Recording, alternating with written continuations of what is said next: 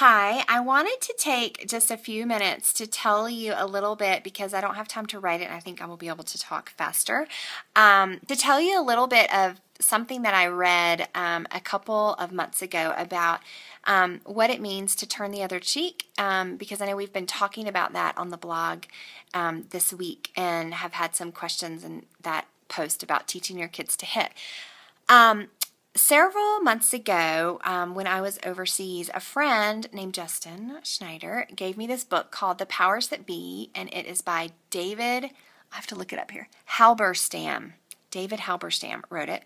And it was one of those really intelligent books that I would like to think that I would take the time to read, but that I actually did not read until it had gotten so embarrassingly long that I needed to give the book back to him, in which case I picked it up and I read like one chapter really fast. But the neat thing is that the one chapter that I did read was really, really interesting. And I've done a little bit of internet research on this since, and I'm not going to claim this as 100% truth, or I haven't spent tons and tons of time on this, but just the idea of it really revolutionized what I think maybe Jesus meant when he said to turn the other cheek. So, in this book, The Powers That Be, this David is talking about the culture where Jesus said, he says three things. He says, if someone strikes you on your right cheek, then turn the other cheek and give him your left. And then he says, if someone takes a robe, then give him your undergarment as well. And then he says,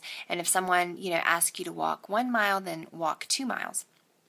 And the author of this book says, he talks about how those statements were not the Christian doormat kind of statements that we assume that they are. And he talks about how, Jesus in that context was speaking to the Jewish people, or he was speaking to primarily oppressed people in the Roman government. And he pointed out, he said, take the first statement, when Jesus says, if someone strikes you on your right cheek, then turn your other cheek to them too. And the idea is that people could slap slaves or minorities there, and what they would do is they would slap them with their left hand, because their left hand was, in that culture, was like the dirty hand.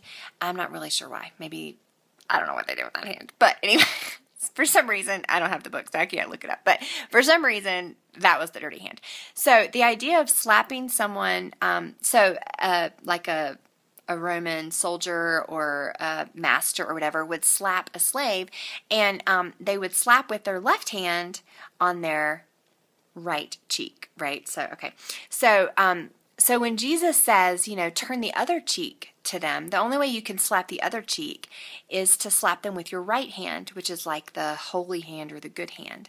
So the idea that this author brings out is maybe Jesus was really saying, you're not just taking it and you're saying you deserve it, but really you're giving them your other cheek, and you're saying, if you're going to hit me, you have to treat me like an equal, and you have to hit me with your good hand. Interesting, right? Okay, so then the second one, if someone gives you, if someone takes your coat, then ask for the other, or give them the other one. And this author was saying this idea that in that culture, being unclothed, being naked, was like super, super, disgraceful. But that actually in that culture, the onus, or the particularly for a slave or a poor person, if someone is oh gosh, I'm not saying this right. Okay, it's kind of the responsibility of the owner to care for the slave, or to care for the slave. And so if that slave is naked running around in the streets, then the responsibility and the shame of that really rests on the person who is supposed to take care of them, or maybe it rests on the person who takes their cloak, because that was a really bad thing. And so something like that, and again, I can't really remember, but it was something like that, something about this idea that that the shame or the responsibility for that disgrace, that public disgrace, was not really on the person who was naked, but was on the person who took the coat or the garment from the person who was naked.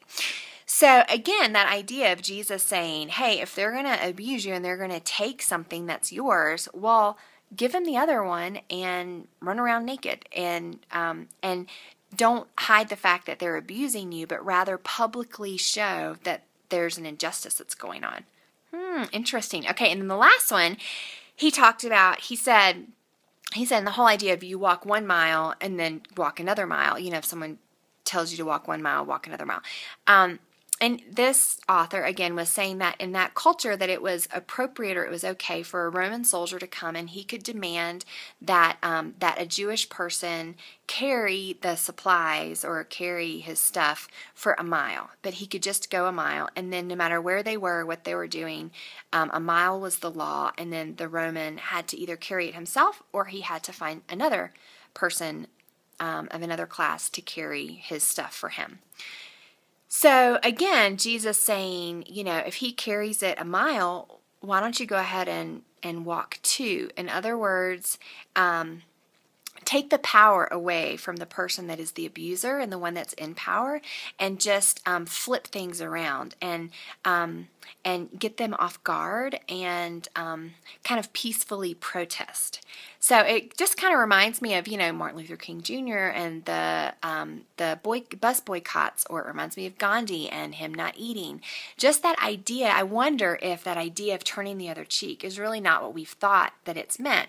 Maybe we've thought that it's meant that you are a doormat and you just let people take advantage of you. But what if Jesus was really, really giving them these people that were abused and that were the lowest in society and the people that had the least power? What if he was really giving them kind of the prescription for what it means to stand up peacefully, but what it means to take power back and to not be a doormat, but really to fight back in a way that is peaceful, but that is still fighting back. So, just interesting food for thought. Again, I read the book several months ago, and I've probably messed up the details. So, check it out, and then you can write me and tell me how I'm wrong and how I screwed up the details.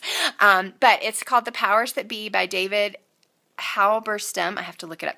The Powers That Be by David Halberstam. And again, I only read that one chapter, so I can't speak for the rest of the book, but my friend Justin loves it, so it might be worth checking out. So just interesting food for thought. I'd love to hear your comments. Maybe that's totally crazy. Maybe you've heard or read or studied something completely different. So yeah, let me know. Be nice. But yeah, totally feel free to disagree, and we'll have a good conversation. All right, thanks.